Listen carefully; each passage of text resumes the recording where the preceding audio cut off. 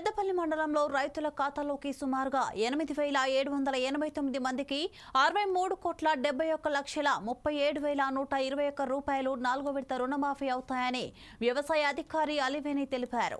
9,73,00,000 రూపాయలు రైతులకు బోనస్ రూపంలో చెల్లించినట్లు ఆమె తెలియజేశారు. వచ్చే నెల జనవరి కల్లా రైతుల భరోసాను ప్రకటించే విధంగా సర్కారు నిర్ణయం తీసుకుందని ప్రకటించారు.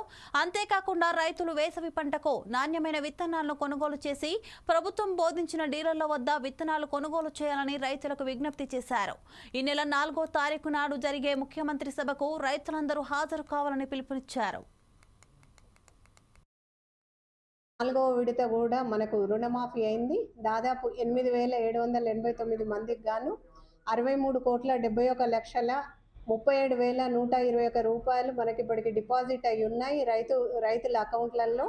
కాబట్టి రైతు సోదరులందరూ రుణమాఫీ జరిగినటువంటి రైతు సోదరులు మరియు బోనస్ 2,500 మందికి గాను దాదాపు 9,73,00,000 రూపాయలు డిపాజిట్ అయి ఉన్నాయి దాదాపుగా.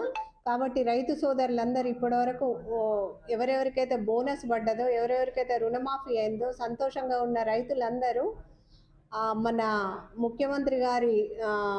గౌరవ ముఖ్యమంత్రి గారి పర్యటన ఉంది మనకు 4వ తారీఖు. ఆ రోజు 2 గంటల వరకు మన సభాస్థలికి చేరుకోవాల్సిందిగా, ఆ సభాస్థలికి చేరుకొని రైతుల తరఫున అందరికీ మనందరి తరఫున వారికి కృతజ్ఞతలు తెలియజేయాల్సిందిగా రైతు సోదరులందరికీ, పెద్దపల్లి మండల రైతు సోదరులందరికీ మండల వ్యవసాయాధికారిగా మళ్ళొక్కసారి విజ్ఞప్తి చేసుకుంటున్నాను.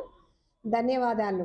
మనకు 4వ విడత కూడా మనకు రుణమాఫీ అయింది. దాదాపు 8,789 మందికి గాను 63,71,37,121 రూపాయలు మనకి ఇప్పటికి డిపాజిట్ అయి ఉన్నాయి రైతుల అకౌంట్లలో. కాబట్టి రైతు సోదరులందరూ రుణమాఫీ జరిగినటువంటి రైతు సోదరులు మరియు బోనస్ 2,500 మందికి గాను దాదాపు 9,73,00,000 రూపాయలు డిపాజిట్ అయి ఉన్నాయి దాదాపుగా. కాబట్టి రైతు సోదరులందరూ ఇప్పటివరకు ఎవరెవరికైతే బోనస్ పడ్డదో, ఎవరెవరికైతే రుణమాఫీ అయిందో సంతోషంగా ఉన్న రైతులందరూ మన గౌరవ ముఖ్యమంత్రి గారి పర్యటన ఉంది మనకు 4వ తారీఖు. ఆ రోజు 2 గంటల వరకు మన సభాస్థలికి చేరుకోవాల్సిందిగా, ఆ సభాస్థలికి చేరుకొని రైతుల తరఫున అందరికీ మనందరి తరఫున వారికి కృతజ్ఞతలు తెలియజేయాల్సిందిగా రైతు సోదరులందరికీ, పెద్దపల్లి మండల రైతు సోదరులందరికీ మండల వ్యవసాయాధికారిగా మళ్ళొక్కసారి విజ్ఞప్తి చేసుకుంటున్నాను.